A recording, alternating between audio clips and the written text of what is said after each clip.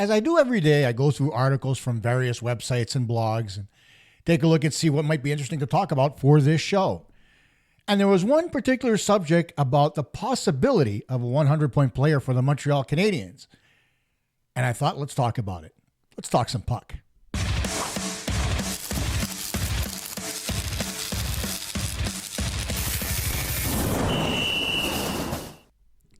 Hey again, Kosta here with another edition of Puck Talk Montreal. And of course, the guy we're talking about, for those of you that don't know or didn't hear about it, is Nick Suzuki and the possibility of him being a 100-point player next season. It was brought up by Stu Cowan on the Sick podcast with Tony Marinaro when he was on with Matt O'Hayan on Friday. And now it intrigued me a little bit. Not for any real super reasons, because after all, when you look at Nick Suzuki's stats, I mean, he did get 89 points last year, and since his rookie season, he's been actively progressing higher and higher as every season goes on. And I said this last year, I'll say it again, I don't think he's reached the ceiling yet. So when you take a look at Suzuki, what exactly is it going to take for him to get 11 points next season? Now, he's playing with a couple of good line mates, so a little bit more production from them would really help. Now, granted, when you take a look at Cole Caufield, I mean, 37 goals last year, none too shabby, but he did want to hit the 40 mark. So there is still some room for him to improve. Not to mention, he could get a couple of more assists, and that would help him get a little bit higher in points as well. He finished the season last year with 70, none too shabby, absolutely not for him. And, you know, even the 37 goals, it's not a disappointment. Did he want to get to 40? I think all of us wanted to see him get to 40. But not getting there wasn't the end of the world, because after all, the target was to be in the mix for a playoff spot. We know the history of that now as we go into the next season. People aren't worried about the Canadiens being in the mix. They want the Canadiens to be in the playoffs early so we don't have to worry about it. That being said, the real crux of the matter, to be able to get Suzuki to 100 points, is the other guy on the ice with them, and that is Juraj Slafkovsky. Now, Slav is no slouch. Year after year, he's also gotten better. Sure, year one, he got injured, didn't play as much as he should have. Year two, he played every game for the Montreal Canadiens, and he only missed 3 games last season. He finished 2023-24 with 50 points, 24-25 with 51. It's a small progression. It's 1 point. But I think he could do a little bit more as far as being able to score goals. Now, here's the key thing about Slafkovsky, and it's well known throughout the hockey universe and anything else. Slav has been working heavy duty on getting his shot to be better. And we're not talking necessarily about velocity. It's about releasing his shot. I don't know how many times I saw him last year have the opportunity to shoot, and he was so indecisive that he took too long and eventually had the puck taken away from him. That's where he leaves a lot of goals and points on the table. Because Slafkovsky's not an idiot. Any guy who can get 51 points in the National Hockey League is no slouch. So he's a good hockey player. And for a number 1 overall pick, he's only going to get better. After all, he's only 20 years old, guys. So he's still got a lot of learning to do.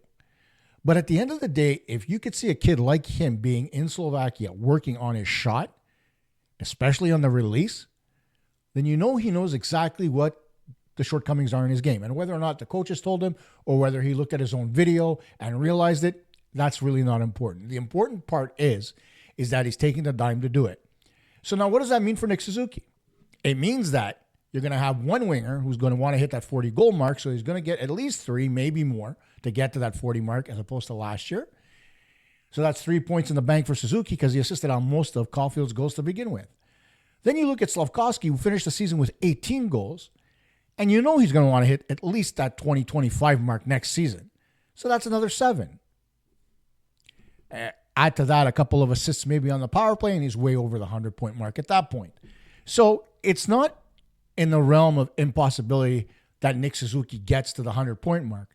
Now, granted, there could be injuries. There could be, maybe a little bit of lag because there's always a dull point in the season where guys don't produce as much as they expect, despite the fact that Suzuki is and has been the Canadiens' most, I would say, consistent point getter for the last 2 years. But it can happen, especially, with his wingers. It happened. There's games where, 5 or 6 games where they don't score. Maybe they get a couple of assists, but they do need to score on a more regular basis, and that's fine. But I could see him getting to the 100-point mark. But here's an interesting point. Did you know that in the 100-plus year history of the Montreal Canadiens, there's been only one 100-point center? Sure, you're going to say, oh, no, we had 100-point players before. And yeah, we did. We had Guy Lafleur. He was a right winger. We had Steve Shutt. He was a left winger. We had Frank Mahovlich. He was a left winger. Mahovlich was a center. Frank never got to 100 points. We had Mats Naslund, who was a left winger. And so on and so on. The only guy to get 100 points at center was Peter Mahovlich, Frank's brother. That's why I got mixed up a little bit. Both in 1975-76 and 77-78, he hit the 100-point plateau.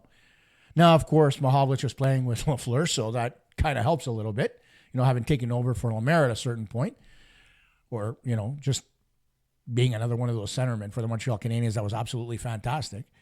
Lemaire getting very close to 100 points. In fact, here's a fun one for you. You take a look at this little graphic I put together, and I'll blow it up so that you guys can see it a little bit better. The first player to get close to 100 points in a season was Dickie Moore, and that's in 58-59.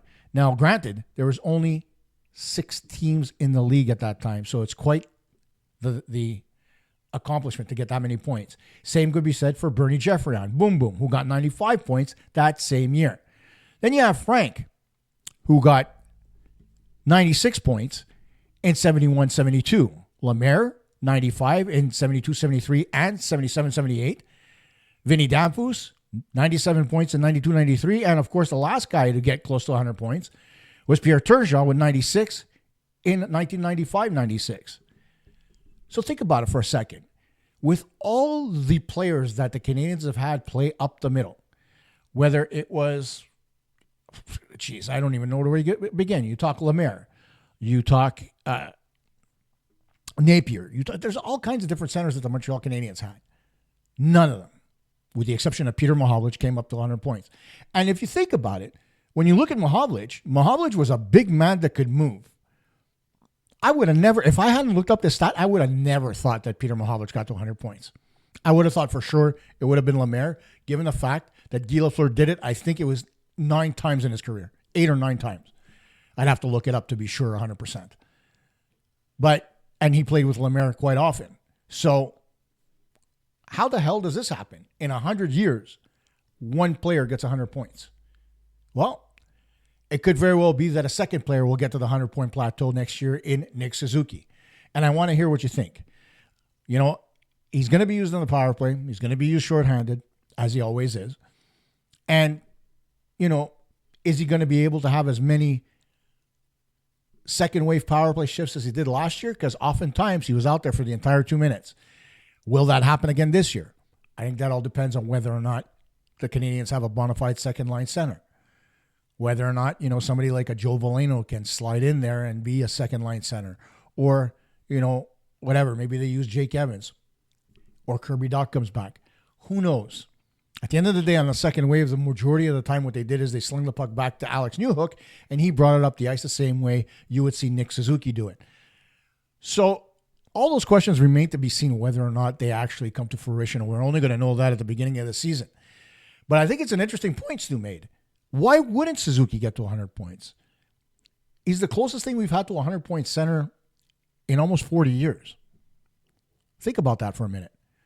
For a team that's had as much playoff success in Montreal, 24 Stanley Cups, and as many great players who have come through this city, how in the world is it only one guy with 100 points? Right? You take a look, and I would be remiss to remember, I can't even remember who the center was for Naslund. I'd have to look that up. That's how old I'm getting, guys. I can't remember back in the 80s. A lot of you weren't born in the 80s, so I think we both have an excuse. I'd have to look it up. But you would think somebody that played with Mats Naslund, and I believe Naslund finished with 116 for that particular season when he hit 100 points, you would think his centerman would be close to that, right? I guess not. So I don't know. I know Suzuki's going to do it. But I'm surprised that the Canadiens didn't have more.